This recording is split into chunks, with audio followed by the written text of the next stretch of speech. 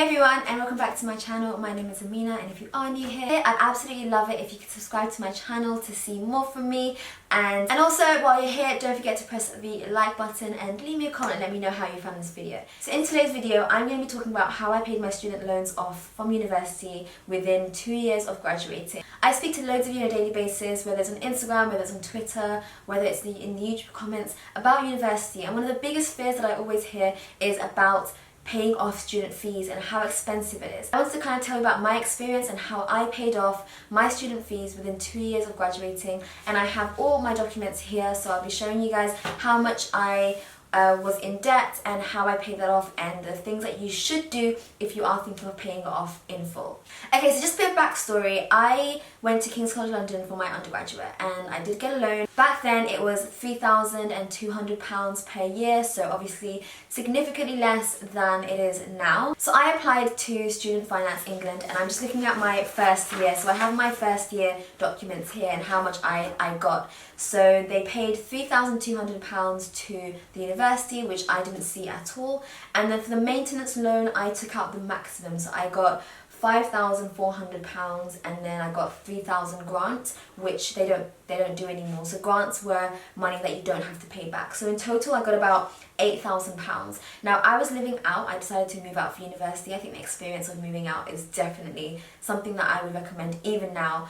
But yeah, so I moved out and my rent was approximately £5,000 to £6,000 a year. So most of that money did go to rent. And then I had about, I would say, I had about £3,000 left that I could spend during the year on whatever it was I needed. Luckily, because I did live pretty much like a 10-minute walk from King's, I didn't have to pay for transport, so I could just walk to university in 10 minutes. So that saved me a lot of money. And I also had a weekend job, so I was making like, you know, a couple hundred a month from that.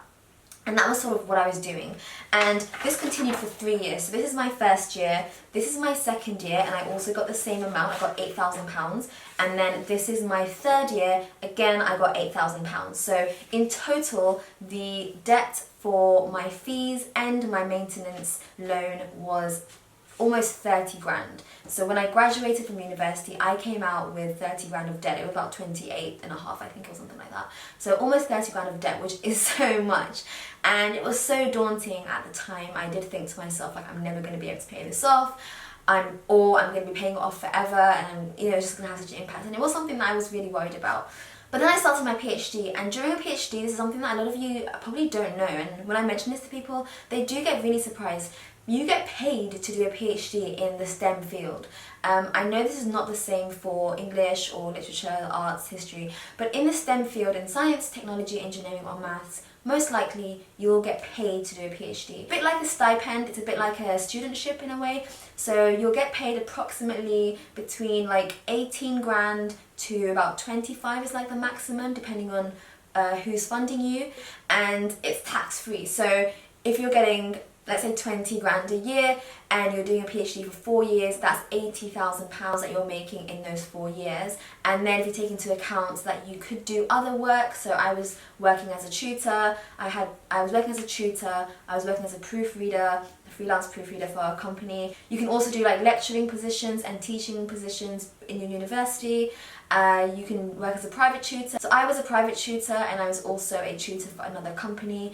And yeah, I did lots of other things as well. So I would say over the 4 years that could add like another 10 grand or something. So over those 4 years you could potentially make almost 100k. That is one thing that a lot of people don't know about PhDs, the fact that you get paid to do it. And I know this is the case for lots of other countries as well, within Europe, within America, and Australia, etc. You do get paid to do a PhD. So I came out with this debt and I was, like I said, so worried about it. They don't start taking the repayments until you graduate and you get a salary job over, I believe it's 21,000 in my time, it was £21,000. I think now it's 25, but for us it was £21,000 for when you have to start repaying it. So when you're in your PhD, even though you're earning pretty much that amount, you don't start paying it yet because it's not a salaried, it's not a taxable salary. Now, this is where the issue occurred. So I got a letter in the post saying that my repayments are this and this is how much I owe, and as soon as I get a job I'll start repaying it. I noticed that there was interest added to the loan. Now I know that the loan has interest, but I was under the impression that the interest is only added post-graduation, which means after the undergrad. actually interest was being added to the loan from the minute I sat into my first lecture. So when I looked at the date and the interest, from 2009, which is when I started my undergrad, 2009 is when interest was added onto my loan. So from the first lecture, as soon as the first payment is made to you as a student, the interest starts getting added.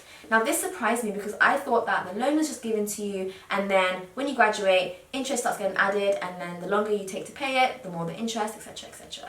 But actually that was not the case. So that kind of shook me a little bit. I thought to myself, like, when I start working, I'm going to be taxed, I'm going to have student loan coming out, I'm going to have national insurance coming out, I'm going to have a pension coming out, I'm literally going to end up with half of the salary that I even started with.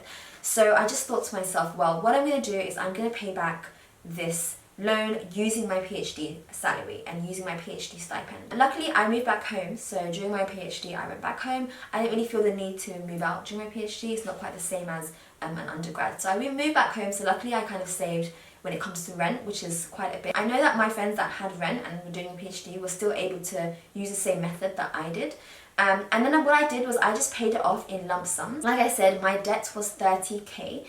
So what I did was I paid the first 10k in a lump sum at the end of my second year. By this point I had been paid about 40k by the end of the second year, so I was able to pay 10k quite easily because I made sure to save a lot every time I was paid. And during the beginning of my third year, I think I paid another 10k, and then at the end of my third year I paid the last, it was a bit less than 10k, it was maybe like 8k, I just paid that off. And you don't understand the relief. I just felt so good paying it off and knowing that I'm not going to be incurring any more interest, I'm not going to be in debt anymore. I can start saving for a house, I can start saving for other things that I want, and I don't have to every month get £100 taken off my salary. Now I know that there is a big argument around this topic.